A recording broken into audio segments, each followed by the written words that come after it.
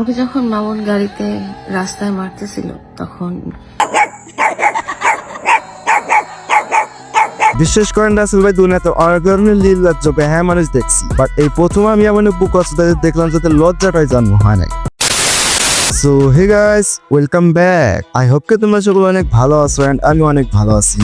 And আজকের ভিডিওটা কাকে নিয়ে সেটা হয়তো আপনারা দেখতে পাইতেছেন, হয়তো আপনারা তাকে চেনেন এন্ড হয়তো আপনারা তাকে চেনেন না, সমস্যা নাই, আমি আপনাদেরকে চিনে দিতেছি। ওদের পরিচয়টা আমি এখন দিতেছি না, ওদের ভিডিওর ভিতরেই তুমি সবকিছু পাইবা। আমার ফার্স্ট কথা হচ্ছে, একটা বয়স্ক লোক মানে বুড়ি ওর সাথে 18 বছরের ছেলে একসাথে একই ঘরে একই বিছানায় যদি রাত কাটায় তাহলে আমরা কি মনে করব? তুমি আমি সকলে মনে করব তারা মা ছেলে, এটাই তো নাকি?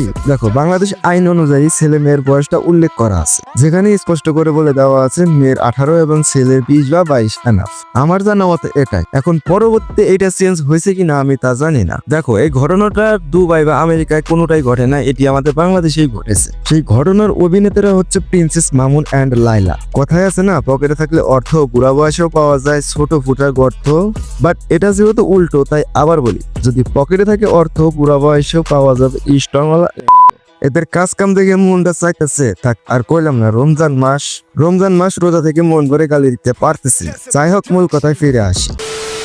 ওই যে ফার্স্টে বলছিলাম না যে একটা বুড়ির সাথে একটা বাচ্চা এক ঘরে এক বিছানায় রাত কাটানোর কথা, ওইটা এই দুই নির্লজ্জদের কাহিনী। আমি সারা জীবনে যা নাম কামাইছি ওদের কাহিনীগুলো দেখলে মনটা চাইতেছে থাপড়াইয়া ওদের বাংলাদেশ ছাড়া করি। দেখো, কিছুদিন আগে মানে ওরা যখন একসাথে থাকছে তখন হচ্ছে মামুন লাইলারে মারধর করে, সেইটা কিনা এই বুড়ির বাচ্চা লাইভে এসে বলছিল আজ আমারে মামুন মারছে হ্যান ত্যান, এতে এই বিমানে যা বলবার। ওকে যখন মামুন গাড়িতে রাস্তায় মারতেছিল তখন আশেপাশে মামুনের দুটো বন্ধু ছিল। মায়ের খাওয়ার পর তো ওর চেহারাটা পুরা, ওই গাড়ি অ্যাক্সিডেন্ট হলে গাড়ির চেহারাটাই বদলে যায়, ওরকম ওর চেহারাটাই বদলে গেছিল। পরবর্তীতে ও যখন চেহারাটা ঠিক করতে যায় সেটা নিয়েও ভিডিও বানায়। কি বাইনছো, মানে যেইখানে যাবে সেইখানেই ভিডিও। আচ্ছা, এটা বাদ দিলাম, ওই বুড়ি মামুনের সাথে যে রাত কাটাইলো এক বিছানায়, ভালো, ওদের বিষয় ওরাই বুঝবি। এভাবে কিছুদিন চলতে চলতে যখন তাদের ব্রেকআপ হয়, সেই লাইলা আবার ফের জাহেরা থানায় মামলা করে ধর্ষণ মামলা। মানে বুঝলাম না। দেখো, এই লাইলা যে থানায় মামলা করলো, ওখানকার পুলিশের কি জ্ঞান নাই? একটা মেয়েকে ধর্ষণ করলে সেটা তার বাসায় হবে না, আর যদিও হয় সর্বোচ্চ কতবার, এটা মাথায় রাখতে হবে। কিন্তু ওই বুড়ি আর মামুন একসাথে রাত কাটালো দিনের পর দিন, এন্ড সেটা কিন্তু তাদের স্বইচ্ছাই হয়েছে। তাইলে পরবর্তীতে ও মামলা কেমনে দিল ধর্ষণ মামলায়? হোয়াট দ্য ফাক, এটা এদের দ্বারাই সম্ভব। লজ্জা থাকার দরকার যে আমার বয়সটা কি আর ওর বয়সটা কি। তুই লাইলা যদি নিজ ইচ্ছেই ওর সাথে রাত না কাটে দিস, ওই মামুন কি তোর কাছে যাইতো? অবশ্যই যাইতো না। মুখে গালি আসতেছে, শুধু প্রকাশ করতে পারতেছে না। আচ্ছা, এই বুড়িয়ে নিয়ে অনেক বললাম, এখন একটু ছাপড়ি মামুনটা কিছু বলি। কি রে মাদার চোদ, তোর রুচি এতই খারাপ? রাস্তায় কুত্তারও তোর থেকে রুট চয়েস অনেক ভালো আছে। তুই শালা কত বড় বোকাচোদা হলে এই ধরনের কাজ কাম করতে পারো? তুই জেল থেকে বাইরে এসে পাল কাটার ঘর দিল, মানে চুল কাটা ঘর আর কি। আবার এখন নতুন নাটক শুরু করলু? হ্যাঁ দে, ওর নিচেও একটু লাড়া দে নাকি নাই? তুমি বলো, সুন্দর করে বলো, সুন্দর করে বলতে। আরে বাড়া, বলবে তো। আচ্ছা শোনো, মামুন কি বলে। হেই অডিয়েন্স, তোমরা তো জানো লালার সাথে আমি দীর্ঘদিন রাত কাটিয়েছি, বাট এই লালার গর্ত যত বড়, মনে হয় আমার মতো পিচ্ছি মামুন 4টা ঢুকবে। তাই গাইস, আমি ওর সাথে আর থাকতে চাই না, কিন্তু এই বয়স্ক লোক আমাকে ছাড়বে না, তাই আমি ওরে মারধর করি। পরে ও আমায় ধর্ষণ মামলা দেয়, কিন্তু আমি সেটা কিচ্ছু মনে করি না। তারপর এটা কেমনে সম্ভব? কারণ বারা আমরা তো পরবর্তী আবার এক হব, তাই। কিন্তু আমি একটা বিষয় বুঝতেছি না, ও আমায় ধর্ষণ মামলা দিল কেমনে বারা? এটা কিভাবে সম্ভব? আরে বারা, আমি যে ধর্ষণ করব আমার সেই মেশিনটাই তো নাই রে বারা। আমি তো শুধু লাইলার গর্তের গন্ধ শুকতাম। আহ, কি বিশ্রী গন্ধ!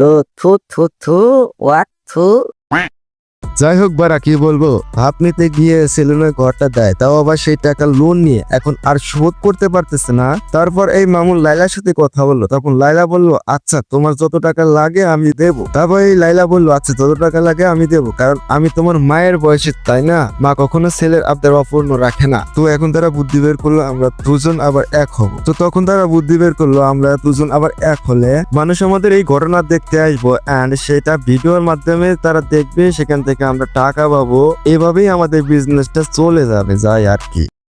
ওরে সালা কি মেকআপ টাইনা দিছে রে বারা, বুড়া কালে ভীমরতি ধরছে বারা। দেখো ওরা যে কাজ কাম করতেছে তাতে লোকজনে কোনো বালটাও ছেড়া যায় না, ওদেরকে মানুষের সাথে পরিচিত করে দিতেছে বাংলাদেশে কিছু হকার নামক সাংবাদিকরা। দেখ ভাই তোরা কি ভিডিও বানানোর কোনো পয়েন্ট পাস না, এই ছেঁচড়া লোকদের সাথে ভিডিও বানাতে চাস? সেরি করে আসছি, আর বেশি সময় নেই, আর 10 মিনিট সময় আছে। পানি খেয়ে রোজার দোয়া পড়তে হবে একটু পরে।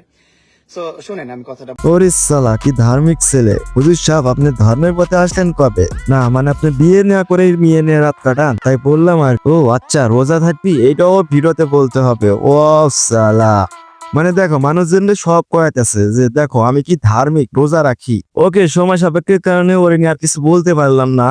যদি তোমরা ওরে নিয়ে সেকেন্ড পার্ট চাও তাহলে আমি খুব শীঘ্রই সেকেন্ড পার্ট আনবো। ওকে আজ কই দেখা হবে নেক্সট কোনো ভিডিওতে। আর নেক্সট ভিডিওটা কাকে নিয়েছে অবশ্যই কমেন্ট বক্সে জানিয়ে দিবে। Okay tata, take care, bye by.